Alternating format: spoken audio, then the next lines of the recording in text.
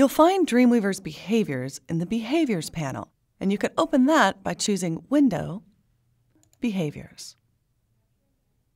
Like all of the other panels, you can click and drag to move this somewhere else on the page, but I'll keep it over here docked on the right. At first, the Behaviors panel may not look like much, but if you click on this little arrow under the plus sign, you'll bring up a list of behavior options. This is where you'll find things like Show Hide Elements, Swap Image, and Open Browser Window. Before we even get into that, however, I want you to see that toward the very bottom of this, there's an option called Show Events For. This allows you to target particular browser versions.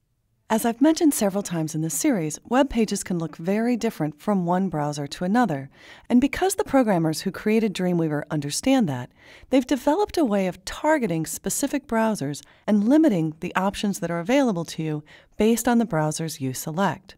I decided for the purposes of this training that I would target Internet Explorer 6 and higher. But if you want to make sure that your pages work in older browser versions, you can choose from any of the options on this list. Just be aware that if you choose an older browser, you may limit the number of behaviors that are available to you. Also note that if a behavior is grayed out, like some of the ones on this list, it may simply be that that behavior is not available for the element you've selected. Not all behaviors can be attached to an image, for example. So let's assume we're targeting Internet Explorer 6.0 and above. We have all of those behaviors available to us, and we're going to start setting up this page to use that rollover effect that brings up that red gradient.